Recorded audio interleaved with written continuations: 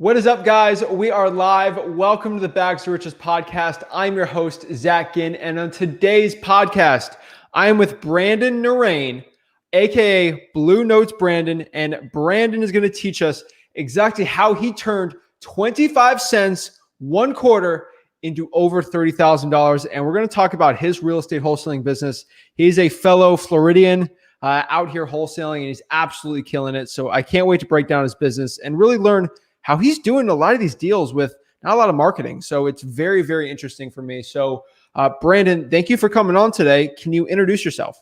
Yeah. So thanks, Zach, for having me on. Definitely appreciate the kind words, brother. So my name is Brandon Narain. I'm actually 28 years old, been wholesaling since late 2017. Was trying to find out what I needed to do. I didn't know what to do in life, right? So I ended up trying to figure this out slowly. Got the whole cutting hair thing. I started cutting hair about 19 years old. I actually started sweeping and cleaning toilets at the barber shop so I can learn how to cut hair. And, obviously they didn't want me messing anybody's hair up. So that's what I had to do until I learned. Thereafter, I was like, you know what? I think I need to find myself something a little bit more stable, right? Something that I can do and not be weary or tired when I'm 40 or 50. So we decided to go to college. Mom always said, go to college, get a good job, whatever. So started going to college and I got my AA. While I was doing that, I was working at the hospital as a transporter. So I was pushing around patients. I volunteered until they hired me and I wanted to be a nurse. So after I graduated, we got my AA. I was gonna, obviously go for my bachelor's and do the whole nursing thing. And working at the hospital kind of told me, I don't know, it just gave me kind of like it just wasn't my calling anymore. It just wasn't what my heart wanted me to do. I just wasn't my purpose, right? So now it's back to square one, right, Zach? I'm like, man, I'm living at home, got my grandma with me, or basically they got me, right? So I'm there. My mom's there. So I'm like, man, as the man of the house, I need to be contributing and I need to be doing something to help, right? And I was just stuck. So 25, end up, doing this whole real estate thing. So, everybody says, right, Zach, you want to get into real estate, get your license, right? That's what we all think, right? So got my real estate license and quickly found out that wasn't what I wanted to do neither. I had a customer, I forgot what they call them in the realtor side, but was with them for about 3 months and they actually never bought a house. And I didn't like that at all because I took them to so many properties. I felt like I didn't have control over it, right? So took them to this, they said, hey, Brandon, give me a house with a nice lot, a pink red door, or a pink door, and whatever, right? And I brought them all those houses and it was like, I don't like this, I don't like that. And at the end, I ended up with nothing, right? So I'm like, you know what? I can't quit at this. There has to be a better way, right? So that's how I got into wholesaling. Wow. And who's the person that got you into it? So it was actually funny. So when I was working at the barber shop, right, I was already looking into wholesaling. I was YouTubing and I had a friend of mine at the hospital that gave me this book. It was actually ebook. It's Dean Graziosi's like 30 Day to something. Okay. And I'm like, wow, this is nice. I get it, but I just don't know how true it is, right? So then I started looking more into it. And it was funny because my best friend actually works at the barber shop as well. And he told me, he said, hey, man, this guy that I cut, he's in real estate too. So met him while, I already had the bug on my ear and I was already trying or wanting to do this. And as I did that, that's kind of how we started up. And I started out putting bandit signs out. I later obviously started doing dispositions. Then I graduated to acquisitions. And I was actually the top salesman, for the company. And thereafter, you know how this goes, right? Yeah. Being an entrepreneur, they thought that I wasn't deemed necessary to, I wasn't a fit in the company anymore, right? And that's what they told me. And now I respect it and I look at it being a business owner 3 years later, understanding what that is like. But at the time, I felt like, man, I did everything. I was loyal. I brought you guys a bunch of money and I just wanted, my core value was just, I want to help, right? So I guess they just saw who I was, how I am, and maybe they saw how I was going to evolve. So they let me go. And once again, back to square one, right, Zach? Because a lot of the times you don't really know how to acquire the actual leads. When you're working, you're like, okay, I know how to close these deals, right? But how are they actually doing it? So I learned a lot of knowledge as far as like underwriting, right? Running numbers and comping and all that good stuff because I was already a realtor and they taught me that. But one of the hardest things, right, obviously, is getting the lead, right? So I didn't know how to do that. So then I was back to YouTube, back to reaching out to all these gurus on social media and all that good stuff and trying to figure that piece out. Oh, wow. Okay. And can you explain your first deal on your own? Yeah. So my first deal on my own was basically I did what's called direct mail, right? So for those of you that don't know what direct mail is, it's either sending a postcard or a letter or whatever type of mailing piece, right? So I had like $1,000. I said, you know what? I'm going to go ahead and send out direct mail. So got what's called a blind postcard. Blind postcard is initially a postcard that is very vague. Okay, very, very vague. It kind of just entices the person. And I love the blind postcards to a niche list. So I would do like tax delinquent or code violation because they're already being contacted by that municipality about something that's going on they need to pay. So if I send them a postcard that looks like something like the county is, they might call. So I found out that was phenomenal. My response rate was crazy, but obviously the conversion rate wasn't well. But at that point in time, all I needed to do was close one deal, right? So that's what I did. My first deal honestly took me about 40 days, literally from contract to close. I remember to this day, it's 115 Bob Thomas Circle, Sanford, Florida. And that's the deal that changed my life forever. Wow. How much was it? It was $10,000. I had somebody sell it for me. So it was basically $1,500 that I gave him, and I pocketed the $8,500. Wow. Congratulations. That's crazy as a first deal. Yeah.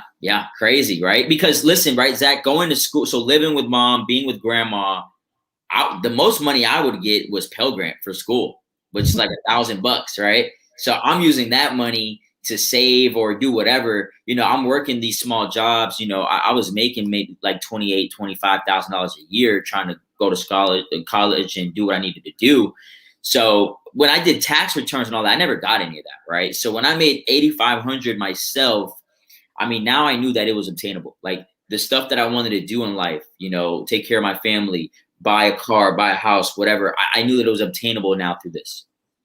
Yeah. So how did you eventually go from that first deal and start not struggling, but not making an insane amount compared to what you're doing now? Like, how did you scale that up within 3 years? Because it takes people decades to do that. Yeah, no, 100%. So, and I was like that. I was actually very skeptical as well myself, right? It's one of those things that it's like, you kind of question yourself. Some people might not talk about it, right? But it's like one of those things like, can I do it again, right? And what happens with wholesaling, especially a newer entrepreneur, is that you are a hustler. You're hustling for your next deal. It's always like you're only as good as your last deal, right? Because it's all, transaction based. And until you turn that hustle into a business, you're not going to have a consistent, deal closing every single month.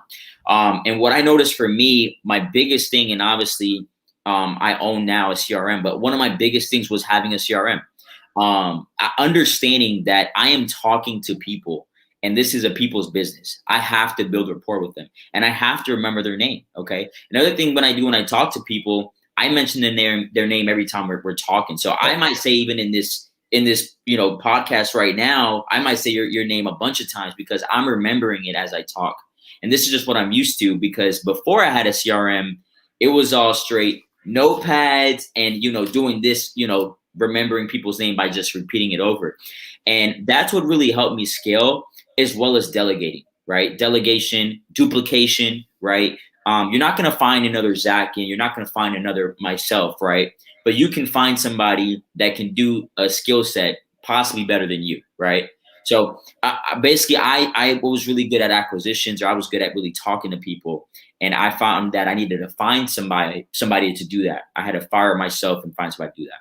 And as I did that, I started doing that a little bit more and more and more and more. Okay. And in your business right now, is it mostly Orange County? Like what So markets are yeah, you so in? my business right now is Orange County, Seminole County, Volusia County, and Lake County. Pre-pandemic, obviously, I had an office. I had 6 employees, and then the pandemic hit. Well, actually, no, the pandemic didn't hit.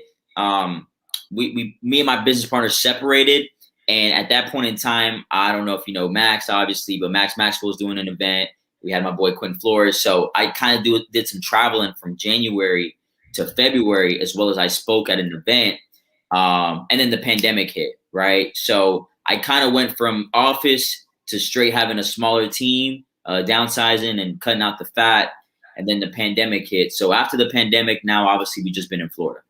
Wow. Okay. And what happened when you cut all the fat out? I mean, it's one of those things that as a business owner, I never, I went I got my AA, right? So it's kind of like just going to high school, right? So I didn't take business. I don't know about financing. I don't know about accounting.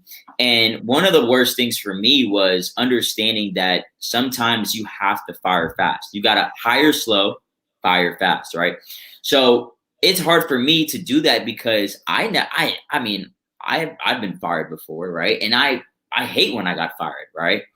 So for me, it's like when I know that somebody's needing this money, but they're working for my company and it's just not working out. It's one of those things where you're like, well, you know what? Let me give them another chance. Right? And sometimes you can't do that, right? Because you have to have capital. You have to have, there's overhead that's included. So trimming the fat was really dialing in on what markets were working, right? At that point in time, sometimes we let social media get to us and we're seeing other business owners or wholesalers saying, hey, we're doing this, we're doing that, we're in this market, we're in that market. And we tend to cling on to it and try everything and spread ourselves thin, right? So by cutting the fat, I meant, hey, I'm going to stick to my guns. I'm going to do what I know is always going to work, right? Which is what I did in 2017, late 2017, right? Which is the direct mail or, then I transitioned to ringless voicemail and cold calling, but I knew what worked, right? So that's what I meant by that. Okay. And I mean, just quick, you see that bachelor's degree right there? I didn't learn anything. I didn't learn one thing from it, man. Not one thing. Yeah. I learned more from reading a Tony Robbins book than 4 years there. Well, wow. Just 2, but like you don't learn anything in college. I've learned nothing. But yeah, I'm just the reason why I'm more interested in that is because we've trimmed the fat out of our business and it's helped us actually a lot profitability wise. And like you're not working as much, but you still got to delegate it and make it work. So let's get into the topic of the video though. I mean, now we know a little bit about you. Yeah. I mean, let's talk about some people who might not want to have a bunch of employees or kind of scale yet, but they're trying to get in real estate wholesaling and they keep seeing your YouTube channel. It's Blue Notes LLC, right? Well, it's Blue Notes Brandon as well. Okay, Blue Notes Brandon on YouTube. And of course I subscribe, I watch it. And he had a video that said how I made turn 25 cents into 30K. Like, I got to watch this. Yeah, right. So it felt like it was clickbait. I was it's good clickbait. Yeah. So it's a little bit of clickbait, but it's actually really true. Okay. And the reason why I'm going to break down why it's true is because if you look at the actual fundamentals of how we did that, I'm going to break it down to you. Right. So if you take a quarter, in our reality, what we did is we skip trace the property. Okay. We skip trace the property using, there's an app that we use called AnyDeal, and we skip trace the property. And what ended up happening is that it cost us around 17 cents to do that. Okay. We text blasted. Okay. So text blasting varies, depending on what plan or who you're using or whatever the case may be. But typically that costs, I don't know exactly what it is for us, to be honest, because we get it for fairly cheap. But let's just say around 5 cents it costs, right? Yeah. So the point of the YouTube video was to understand that if you put in hard work and you really dial in on just 2 things, which is a form of communication, whether it's a text or a call, right? You can potentially put yourself in a position to land a motivated seller, right? So being at 17 cents, obviously plus 5, that's 22. So it's a little bit less than a quarter. We were able to get the homeowner's phone number, text blast them, which landed us obviously somebody that was interested. And that's how we were able to generate. Now the 37.5 was over 3 checks. So repeatedly, really, I guess you could say it was 75 cents, right? But 1 quarter can literally land you that. I mean, we just closed this past month 140K. So we landed one deal of 70,400. So, and with that one was the same thing. That one came from cold calling. But if you can imagine, my team did that. But if you can imagine myself or anybody listening right now, if you were to be able to get yourself a phone and be able to find phone numbers, right? You can go ahead and go to your county, right? Which is slept on, right? A lot of people don't do the county thing anymore, right? They go to, these websites, right? To get their list. But the issue, it's not that it's an issue because it's definitely a conveniency. But the good thing that I still like from pulling from the county is that everybody else is going to these websites and pulling those lists too, right? Not many people are going up to the county and saying, hey, I'm going to go on the computer and manually print this out, right? Mm-hmm. And that's where we're able to capitalize. So that's how we were able to take that quarter to that 37.5. Wow. I mean, it's still impressive. I mean, SMS still in Florida. It's not as easy as it was 2 years ago, but it's still absolutely amazing. I mean, have you seen kind of a little dip over the past couple of years with it? Yeah, so I had been. You know what? I was actually talking about that to a friend of mine today, and I was telling him, like, man, it seems like it's getting a little bit harder in here in my market to acquire deals. But the good thing is that when we do acquire, obviously the spreads are big, right? Yeah. Our average spread is about 18K. So, it's worth it, right? For us, for sure. But I want to be able to, if you compare it, right? Because a lot of the times, Zach, people talk about deals. But in all reality, what are we here to make? Money, right? So somebody might say, hey, we did 7 deals last month, right? And each deal was 5K.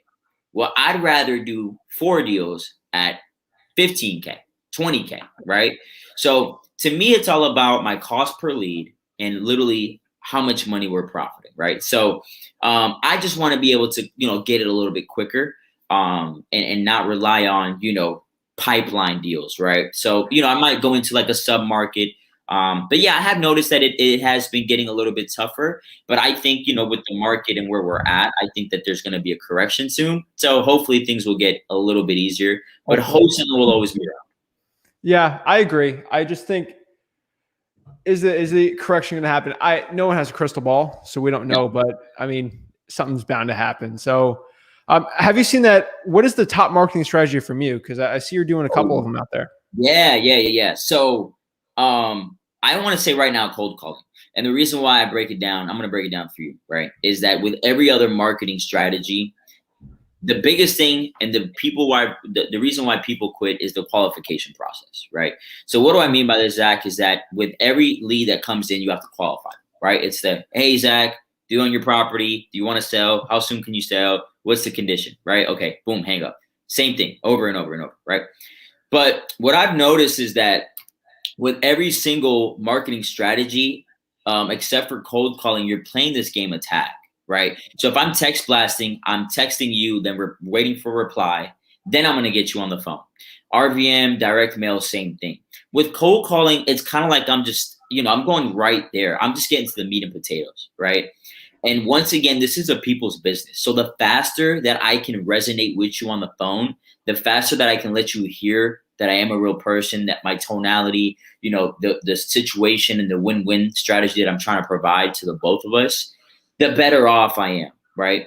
Because I know that I can count on my closing skills or my team's closing skills to do that. And sometimes through text, things can be taken wrong, or through postcard or whatever, right? So that's really just to capture. So cold calling for us has been really good. I want to get back into direct mail as well, because direct mail has always been pretty good. But cold calling right now is where we put all of our money. Really? Wow. Are you getting a better ROI on that than SMS? Yes. So we offer, because of the fact that, there's a lot of gray area with text. Now there's, a lot of opt-outs. You got to put reply yes, or, depending on what you're using. And we've just noticed that cold calling is just the old fashioned, and it's always going to work. Direct mail is the old fashioned, and it's always going to work. Right. So I don't know how long SMS will be around. I was very heavy on ringless voicemail as well after the direct mail. And that was because I was working part-time. Obviously, I was still trying to get my business abroad. So, but as you scale, you transition, and you understand that what you want to do is you want to get more quality leads versus quantity, right? And with cold calling, we only get about 2 to 3 leads a day, right, per cold caller. But we know that they're already pre-qualified and they have a set criteria versus me doing SMS and sending out 50,000 texts. Let's just say I get 5,000 replies. Out of those 5,000 people, I still have to have somebody even just merely qualified. Yeah, that's true. I mean, so what's the process of your cold calling? I mean, I know you got some secrets. You don't give the full thing, but what's what is the process looking like? Like who's calling? Yeah. What's a qualified lead and what's a tire kicker? How are you doing that whole process? Gotcha. Yeah, no problem. So basically I have an agency that we've hired to cold call for us. So the way that it works out in our CRM Mamba is essentially we have a web form. So they fill out the web form. Once the web form is submitted, it comes into what's called our Discovery Leads app. Then our lead manager goes ahead and starts pre-qualifying them to understand, building some more rapport and understanding how soon are they really looking to go ahead and sell. Okay. Once that's done, that's when the acquisition goes ahead and takes over, and they're the ones obviously drafting up the contract or they're setting an appointment. So it's kind of like a tier basis on how it works. And we just found out that, that's more of an easier thing. What I've also found out is that it just kind of takes away from burning out your people, right? Yeah. So our lead managers, they're happier now. When we were doing RVM and texting not as much, but RVM for sure. It's just so much follow-up, right? So much calling and qualifying. So once it's already done, it's kind of like that process has just moved away. Yeah, I agree. I mean, what would you say is the biggest difficulty when someone's starting out in cold calling, and how can they overcome that? I would say the biggest thing is the mindset, just picking up that phone and calling. The second thing is understanding that it is a numbers game, okay? That you have to just put in the work, and the only way that you're going to get better is by experience, right? That's how everybody gets better, right? Michael Jordan, was shooting free throws in the beginning, probably like Shaq, just straight bricks, right? But after repeated, experience, he obviously learned how to do it. So I would say, honestly, the mindset of just understanding that you have to do this to learn how to get better on your people skills, understanding the framework of a call, right? In the beginning, I used to talk too much. In the beginning, I used to just, try to build so much rapport. And I never actually asked the questions that I needed to ask, right? How soon do you want to sell? What's the situation? Like all these things. And, as you talk to people and you learn, you actually get really good at it. Yeah. I mean, it's definitely a skill. It takes a while. And that's an interesting thing I wanted you on, because you started wholesaling more or less the same time I did. And it's just cool to see that someone could do that from the same time, because I was like, it's very hard to get started within 3-4 years into wholesaling. So yeah, cool thing there. So what's the process? Once it's qualified, is your acquisitions person going on these appointments? Or are they locking them up virtually? How's that looking? Yeah. So right now we have one dedicated person that does go on the appointments if need be, but obviously we push to get them, locked up virtually. But I'm the old fashioned way. I know the virtual thing is the way to go, and it is because your way of you're more efficient, right? But I don't know, something my blood still boils when I go to these appointments myself. And I like to do it. Number one is, Instagram, obviously, right? People on Instagram, they love it. And I think that it also kind of gets me out of the office, and it actually, kind of soothes me a little bit, because I like closing people. I like providing value to people. So if there's any appointments, I'll definitely go on them, especially the creative ones. So what I mean by the creative ones, subject tos, seller financing, those touchier ones, I'm for sure going, just because the acquisition managers don't know too much about it. Okay. Yeah, that's true. I mean, it's very hard teaching acquisitions person creative financing. So the other thing here is, what was your largest deal to date you've done this year, and how did you find that deal? Yeah, so that's the one I just talked about. It was 70,400. That property it's 1301 Deer Run, Winter Springs, Florida, right? So you guys can look at it. Yeah, Winter Springs, details. Yeah. No, so hey, listen, we got to do the details, right? It's bags to riches. So we got to make sure that we're coming correct. So that was actually last month. So very, very recent. And what ended up happening was it was a short sale. So it was a older lady. She was in a nursing home, and we kind of caught it early, actually midst of the pandemic. And through there, we were working on short selling until finally we were able to beat them up on a good price. You know, BPO came back at a very good price, and we ended up wholesaling it for $70,400. Wow. So you wholesale the short sale? Wholesale the short sale. Wow.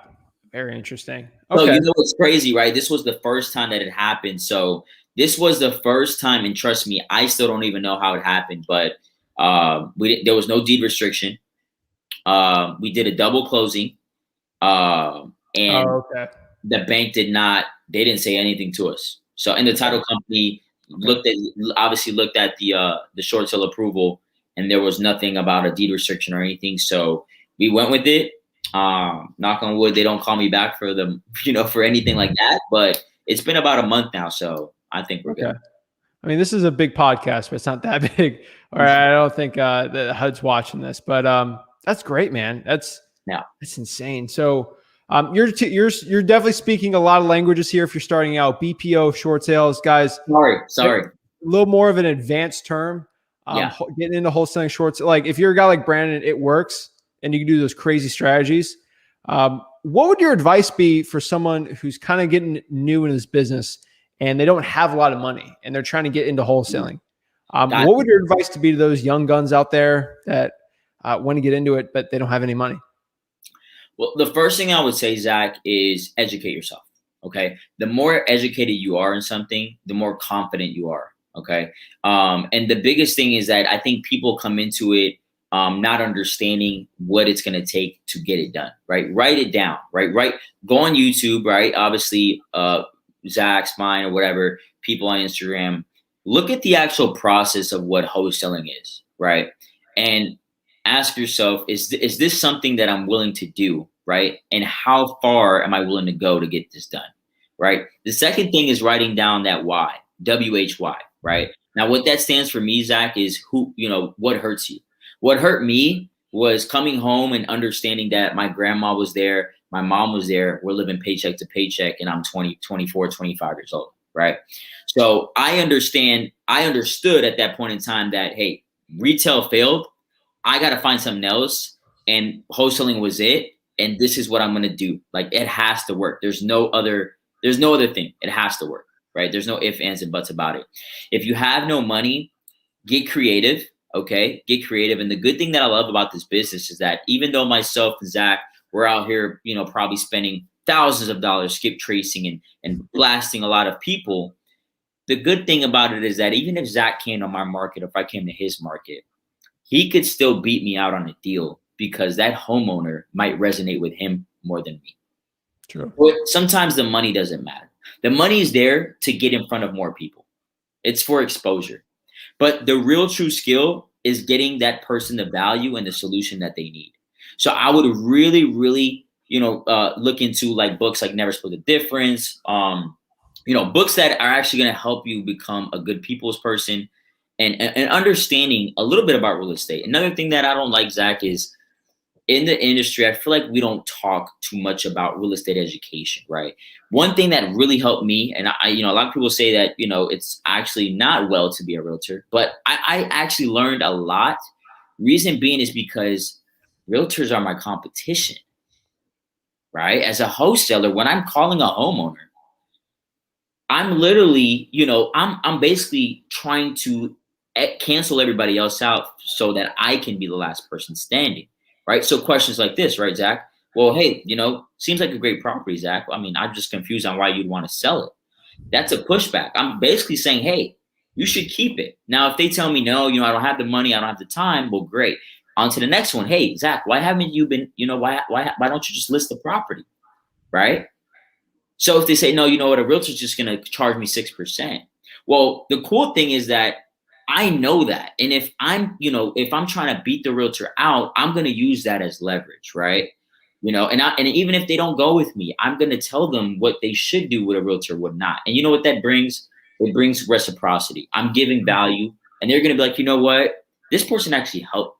Maybe I'll come back. So real estate education and being a realtor has helped me. And the reason why is because I've learned a lot of good terminology.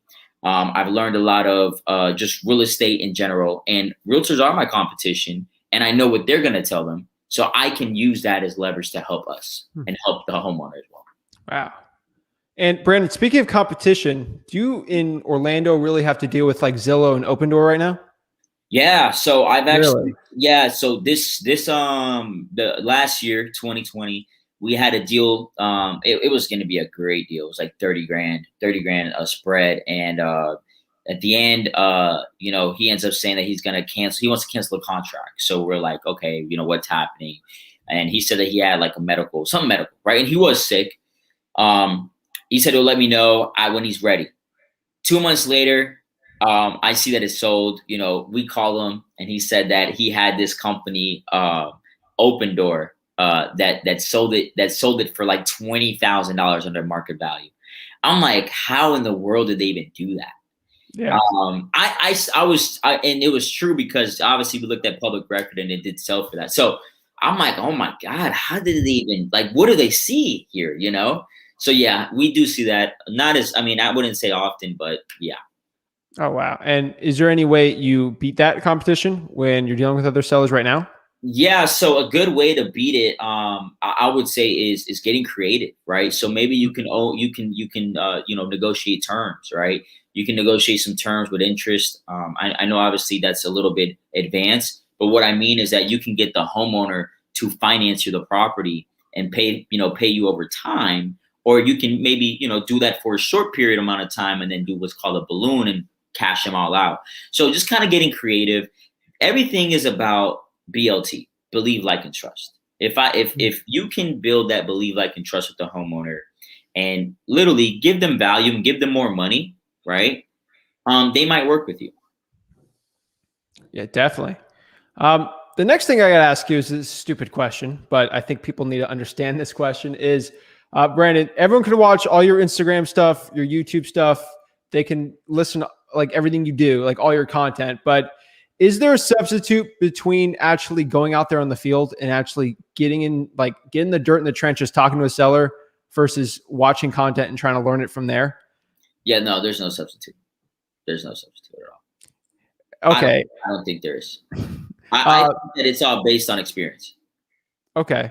And what would you say is the best way for someone who's new to get that experience? I think the best way is to honestly pick up the phone and dial.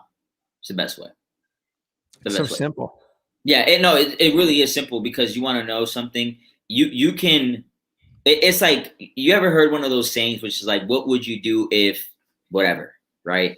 And that's why it is that. What would you do if, right? So I'm talking about it, but it doesn't mean that I'm really going to do that, right? If somebody broke into my house, I'm going to say, well, listen, you know what? I'm going to call the cops and I'm just going to lock myself in a room. But what if somebody broke into my house? I haven't experienced that yet, right? I don't know what I might do. So at the end of the day, what cures everything, guys, is experience. But before the experience, you do want to be knowledgeable, right? You want to be knowledgeable. Because here's the thing, right, Zach, that when you're not knowledgeable in something, you tend to ramble. And when you ramble, people know, and then they're automatically like, wait, you're an expert, you're an investor, you buy 2 to 3 properties a month, but now you're sounding like you don't know what you're talking about, right? So if you're knowledgeable in something, you're confident. And if you're confident, you can build experience. Because you got to understand, right, Zach, I'm 24 years old, 25, and I'm coming up to these homeowners in a faded Infinity. I'm talking about my paint, like one side of my car was literally charcoal gray and the car is black, right? And I'm also coming out, young guy, right? Young guy coming out of the car. This is the person they talk to on the phone. And in my head, I'm like, they're not going to believe me. Like, I just said, I'm going to buy your house for $100,000. I have $100. Now, how do I get them to understand that, that this is possible, right? And what it was knowledge, man. It was honestly knowledge, right? So that's why I would say experience, getting out in the field and doing it. I mean, it's crazy. Like, you had $100, you pulled up in that fade Infinity and you got the deal. Yeah. I did the same thing. What, when you started 17, 2004 Honda Accord, dents everywhere, came out the same thing, looking young. Guys, if you're watching this, like, we had no money starting out and we still got deals, tens of thousands of dollars. Like, it drives me crazy when people make excuses. It just, the one thing I think that you provide a lot of value is definitely your acquisition skills. Like, your marketing is great. Your cash buyers are great, but like, you're really good, like, explaining the acquisitions process. So is there one secret or nugget you can give about acquisitions that could have saved you if you told your previous self that, like, probably a couple deals? Yeah, I think so. What helps me now, especially when I'm training, my team, is, and I've always had it, I just never wrote it down, which is what we call an acquisition sales process. Okay. And what that is basically not a script, but it's basic points or pit stops in a script, right? So, like, breaking it down is like, okay, first you want to introduce yourself and set expectations, right? The next thing that you want to do is clarify the condition. Okay. The next thing that you want to do is, and I'm going off the top of my head because I don't have it in front of me, but the next thing you want to do is find out the timeline, right? And this roadmap is what helps you, because once again, when you're talking to people, what I've noticed is that when it comes down to acquiring a property, there is no script out there that is the best script. There's no script. There's no golden script. The golden script is you, okay? Because the golden script that would be out there, you would have to take that and you have to learn how to position it. And what I mean by that, Zach, is that a seller might throw you a curveball on the phone, and you have to know when to ask that question and at what time in the conversation to ask that question, right? So, for example, right, one of the biggest things that we get is, Brandon, they won't give me the price, right? So what I use to combat that is, first off, I'm driving, I'm navigating. I got my GPS, all right? I know there's going to be a pothole here. I'm using Waze, right? So I know there's a cop ahead. I know there's an accident over here. I know I got to slow down over here, right? So I know where I'm going. I'm going to my destination. But my thing is that I need to understand how to navigate, right, when these curveballs come. So after experiencing you doing this all the time, you're going to quickly know that basically people are always going to say the same rebuttals, right? Most of the time, they're going to say the same rebuttals. So what really kind of helped me with the acquisition process was finding out a what we call it, a process of what happens in a call, right? Step one, you want to do this. Step two, you want to do this. And no matter what they say, you want to follow that. And this is what I tell my team, because they'll say, hey, Brandon, I feel like I did everything wrong, but I don't know why I didn't get the transfer. And I say, okay, well, let's listen to the call. And then I'll say, well, hey, listen, right here, you did not assume the occupancy, right? Which caused for them to get aggravated at you saying, hey, so, so who lives in the house, versus saying, hey, Zach, so you live in the house, right? So now they're aggravated. The next question you asked them was about a mortgage. They don't want to disclose that. Now they're even more pissed off. So now they remembered that they've been on the phone with you for 5 minutes and that your original plan was to give an offer and you still haven't gave them one. So now they don't want to talk to nobody else and they want to hang up. Wow. Man, guys, if you're not writing the stuff down, you guys seriously need to be writing the stuff down. So before we go to the questions here, guys, get your questions ready for Brandon, because it's very hard to get this guy on here because he's got a lot of knowledge. He runs an actual business. So the question for you before we got the audience to ask the question is cash buyers. Yeah. How are you selling your deals? And you're sold $70,000 deal here. So like, you're obviously very good at the dispo side as well as the acquisition side. So yeah, how are you doing that? And how are you so good at it? So I'll give you one thing, right? That's the dispo side is one thing I have not fired myself from. So that's the first time I'll admit that to everybody, right? Oh no. I've never admitted that. But the dispo side, I've never fired myself. And it's because it's been very easy for me. And I'm going to be honest with you, right? People make this really, really hard on themselves. I'm going to break down wholesaling to you. Find cash buyers. Ask them what they want. These are the questions you ask. How many acquisitions do you do a year? What types of properties are you looking for, right? What do you want to make gross on your flips, right? And what type of financing are you using? I've been selling these properties to the same people for the last 3 to 4 years. To where sometimes in the beginning, I used to use MailChimp, where we blast out obviously a bunch of emails to all of our cash buyers, right? To a list of 5,000 that we're scraping. But if you guys can get yourself 10 to 15 buyers that actually buy, you won't, I mean, it's a phone call. So, and I want to break this down even further, Zach, right? Do you eat Chick-fil-A? Oh, yeah. Okay, right? Everybody eats Chick-fil-A, right? So here's my analogy on this. Bear with me. So I think that Chick-fil-A said, hey, everybody always gets honey mustard and they get Polynesian, right? What if we fused it together, right, and made something fantastic? And we're going to call it Chick-fil-A sauce, right? So what they did is they listened to the consumer. They listened to the consumer. And that's what we do as wholesalers. All we need to do is listen to our consumer, our buyer. If the buyer says that they want houses in this zip code that have a pink door and have this, and they want to make 20%, well, all you have to do is get it for cheaper. That's it. So the disposition side, to be honest with you, is very, very easy. And what we do is we do not sell in the first 48 hours. We never sell in the first 48 hours. Okay. We get them to submit offers, and, we say it's not a bidding war, and it's not, but we do take the highest and best. And what I mean by that is, and it's the truth, we always don't take the highest, because the highest could be a hard money deal. Yeah. Right? So we do take the best offer. Also, it's also based on, the buyer, right? If I know them and I know they're going to produce, a lot of the times I'm seeing this, some people are wholesaling to wholesalers and they get caught up. So, that's something obviously, right? But, that's my answer for Dispo. Sorry, I didn't mean to go. Yeah, it's great. I mean, it's like, it's really sexy to say you have a dispositions person, but it's not sexy on the profitability side. And this is a stupid question again, is it easier now to find a cash buyer than it was 3 years ago? Yes and no. I think it's the same. I think it's the same. You know why? Because cash buyer, especially in Florida, is very easy.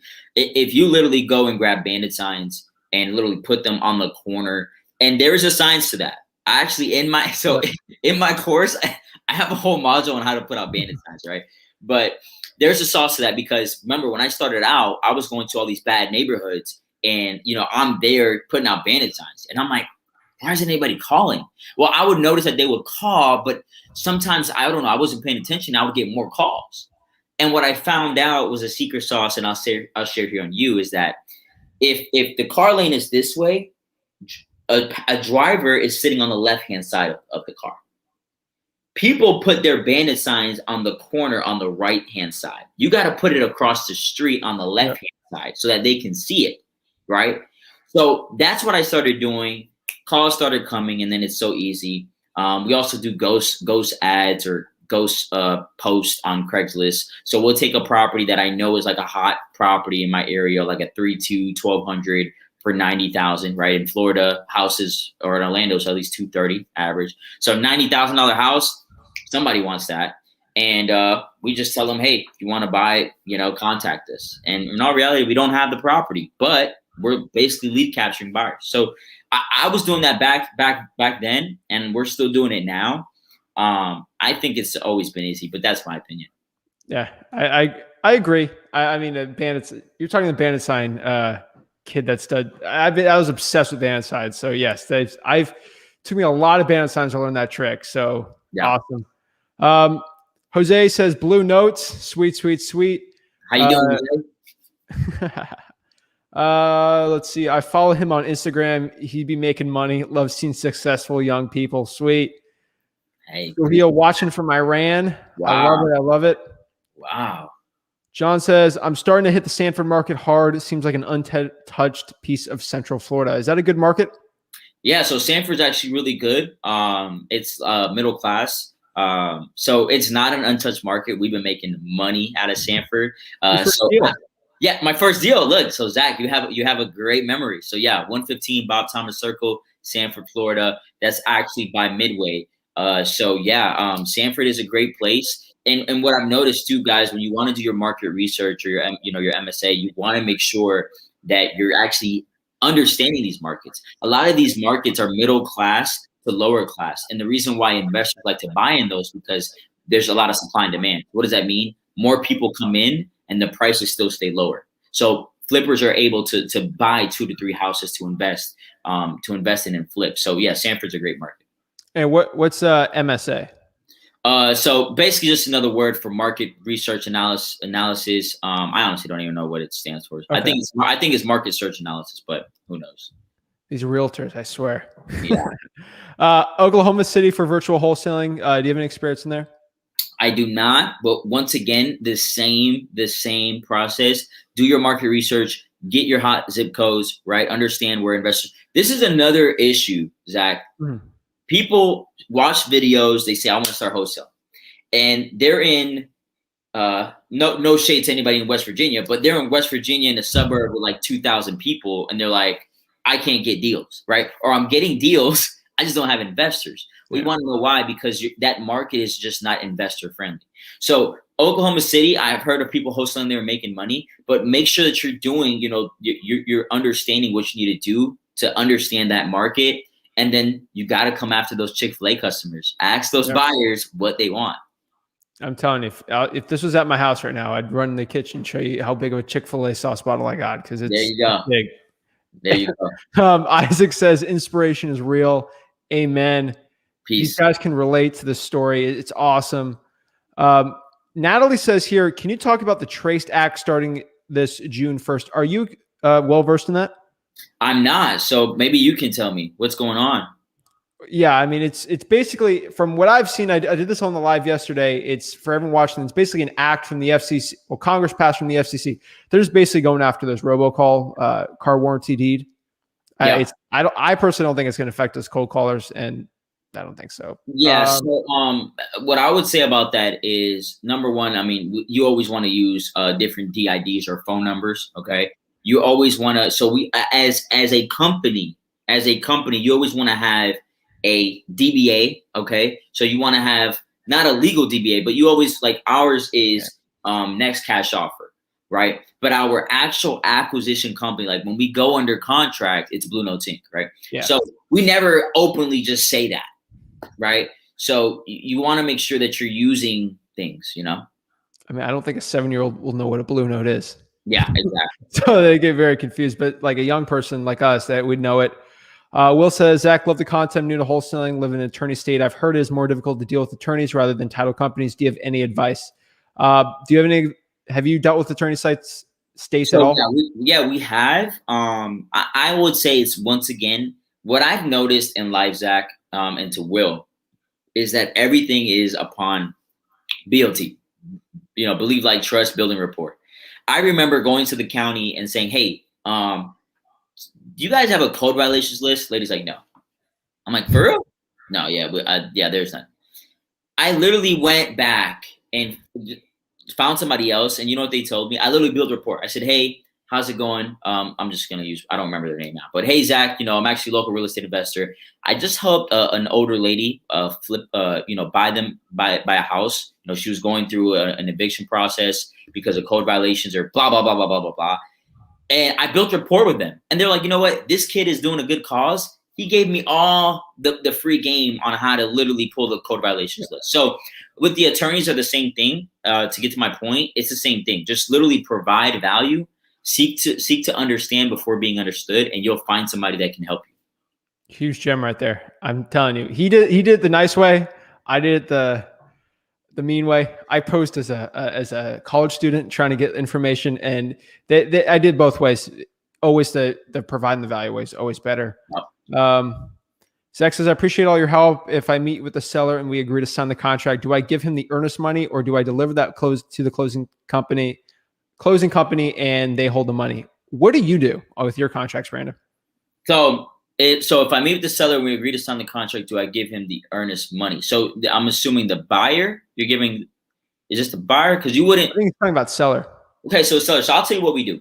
So we use the as-is FAR contract in Florida. Yep. So the FAR contract in there, what it has is that, so as basically when you're doing business, if you leave it as default, you have 3 days. You have 3 days to give the EMD or the down payment, the earnest money, whatever you want to call it, to the title company.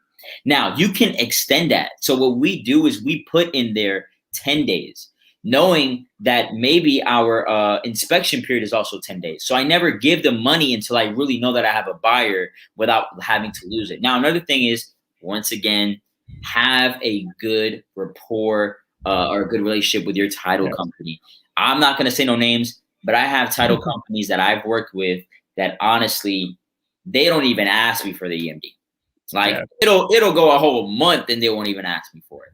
Right now, obviously that's going to be behind closed doors. So I wouldn't recommend doing that. But once you become reputable and once people understand how you do business, you're very ethical and you understand, we do that. There's actually in that same video, Zach, I actually gave my my title agent, I gave him $200 just for being a good title guy. I'm telling you that $200 will make you about probably $4,000. Oh, well, so he wrote me back the next day. He was like, thank you so much for doing that. I was, with one income, I was able to buy my daughter the bike that she wanted for her birthday. It helps so much. Oh, yeah. And this guy, phenomenal guy, but he's there literally watching me cash checks of 50, 40, 70 grand, and I'm over, and he's the one. Without him, it's not possible. It's true. I mean, we give so much gifts to our title companies. It's like Christmas. Yeah. It's great. See here. Best list to pull that's easiest to wholesale, and what if seller requests a high EMD? Good question there, John. Yeah. So the easiest one, my favorite is tax and code. Once again, because you can't get these in different places. You can't get them in like prop, or you can't get them in batch, or you can't get them in all these different places. Code violations for sure. So code violations is one that's really slept on. Another big thing is that even on that $70,000 one that I just talked about, there's in certain counties, you have to Google this or talk to your county or whatever, your state. But most of the time, they actually reduct all of the code violations. So a wholesaler would not even know, that you can actually get that reduced by almost 80 to 90%, right? So the homeowner sometimes doesn't even know that, and they think the property's too far gone, which leads for a huge assignment fee for yourself. So that's the best list. Another thing is that, to be honest, there are great lists, but it's all based on the timing on when you catch that homeowner, follow up. Okay. What if the seller requests high EMD? Well, I'm going to be honest with you. You haven't built enough rapport. They don't trust you. They don't trust you. So make sure that you're building rapport. I agree. And how do you structure your contracts? Because I'm thinking of the state of Florida here, where you get under contract and then you negotiate the code violation down there, where the fee goes to you and not the seller. How are you doing that? So basically what we do is, so number one is the sticky part about that is you have to have good buyers. You have to have good buyers because what ends up happening is you have to bring the property up to code for them to reduce it. Right. So I have buyers that will take it on what's called a hold and harmless. So they'll take it with basically it's like a little cloud on it. Yeah. So it's kind of like having like a Band-Aid on a bump. Like, all right, well, I'll take it refurbished. Right. I'll take a refurbished house. But they understand that if they bring it to code and they've talked to the code violation of the enforcer or the company, and they've already said, hey, if you do that, it'll probably be reduced, blasey, blasey, blasey. So that's what we do. Definitely. Isaac has a great question here. 3 biggest mistakes learning the game. Wow. 3 biggest mistakes learning the game. Number 1, thinking that it's going to be easy. I think that's the hardest. So but people ask me all the time, Brandon, man, I mean, I see a lot of people doing what you're doing. My question is, are they really? Right? Are they really? I see a lot of people at the gym, but do I see them losing weight? I don't know. Right? So 3 biggest mistakes learning the game. I never thought it was going to be easy, but I think that sometimes, other people will say, hey, you know what, this seems easy. And the process is easy, right? The method is easy, but doing it is not as easy as what we think it is, but it's worth the money. The second one, understanding when to delegate. If you delegate too soon or you delegate too, later on, it can kill your business, right? It can kill your business. And number 3, I would say is, investing, double down. Yep. Yeah. If you do something once, do it again and do it bigger, badder, and better. Boom. Gian asked a really good one here too, for the acquisitions guy. What's the workaround to a lead saying, give me an offer and not interested? Got you. So number one is, remember, talked about that navigation. I know where I'm going. So at the end of the day, if they're telling me that, that means that they're just not motivated. Zach, if you broke your foot, right, and the doctor says, hey man, I got you. I'm gonna help you out, but you gotta wait in line. And it's gonna be about 2 hours. I bet you're gonna wait. Oh yeah. What else can you do? You got a broken foot, right? Right. If I call you about your stimulus check and you're broke, right? Right. So for example, people will go to the DMV and wait 5 hours because they need to drive. Yep. Like, I have to do this. Okay. You will wait on the line to talk to the IRS because you want to make sure that whatever. So if this person keeps telling you, give me an offer, give me an offer, give me an offer, they're just not motivated enough. Right. And another thing is that you have to understand, I'm looking to give you a lot of money in a small amount of time. Okay. So for you to understand that, I need to understand what's going on. Okay. Because just like them, they wouldn't buy a car without test driving. Yep. That's right? The one I use. The first one, I can't imagine how many times you said that line. Yeah. Kino says, how careful should it be when using your own phone number to cold call? Okay. So very, very careful. I've heard, and I know people that have been sued for 10,000, 15,000, obviously being on the DNT and litigators. And there's actually a course out there that teaches you how to get people like us in trouble for calling. So I would say very careful. At minimum, you should go and get yourself a Google Voice, which is absolutely free, and you can do that. So I wouldn't do it unless like it's a life and death situation. But I get it. A hustler will always find a way to hustle. But I would just get a Google Voice. Boom. That's exactly. How do you get a deal that's listed by an agent, and when a FSBO says no wholesalers? Do you do a lot of deals on the MLS? No, so I actually do not do any deals on the MLS because I think it gives up the exclusivity of for my buyer, right? Yeah. The buyer's like, well, what value are you providing to me? I could have just did that myself, right?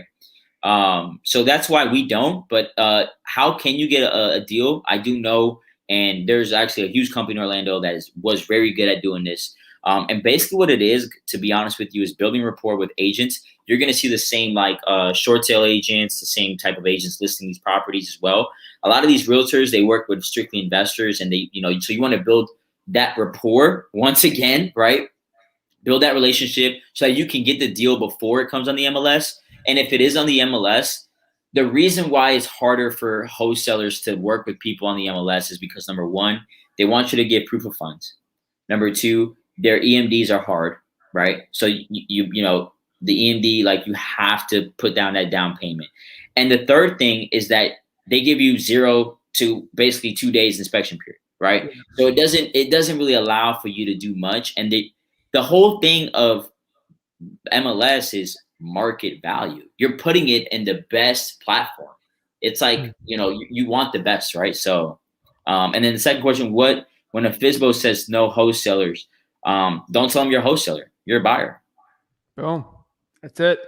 All right, guys, that's the last question for the actual audience here. So remember, guys, on the bottom here, that's Brandon's Instagram. That's good stuff right there. Check it out. That's how you can get a hold of him for a lot of stuff. Really quickly, this is the Bags to Riches podcast. So I do ask the same question for every single guest. So I started $300 basically at 17 with no money. How would you do it if you were 17 years old again in Orlando with $300 to become the next Brandon?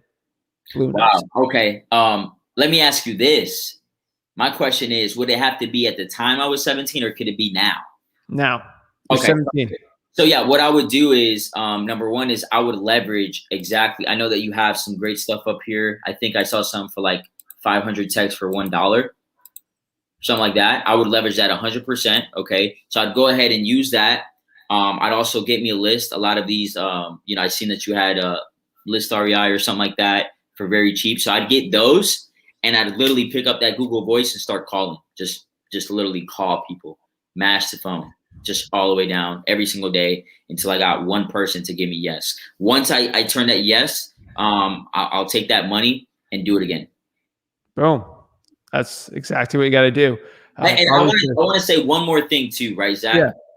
The reason why I don't say driving for dollars, even though driving for dollars does bring deals, is because I could literally pull a list. I can skip trace it.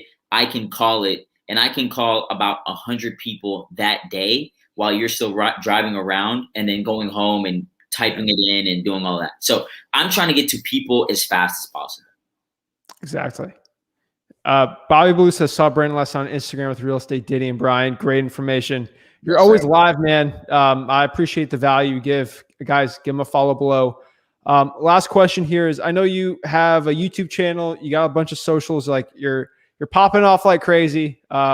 You got the cool car. You got a lot of awesome stuff going. I mean, my question for you here is, what keeps you going and what keeps you motivated? Because you got a lot of stuff that most people would only dream of.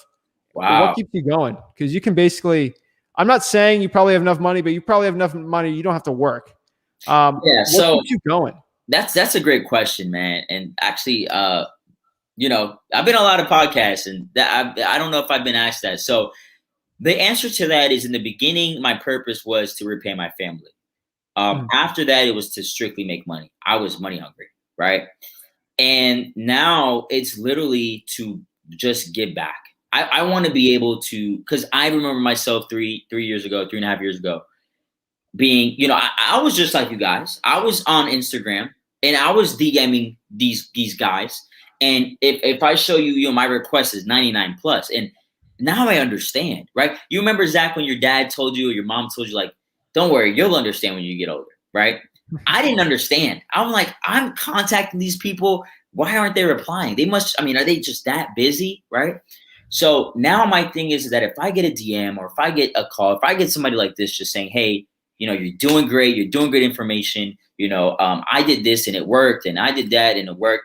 That's what helps me. That's what helps me keep going, because I'm not going to lie. Being an entrepreneur is not hard. It's not easy, right? And you can be very comfortable, right? I mean, think about it. You can make 140 grand in a month, and some people would take the year off, right?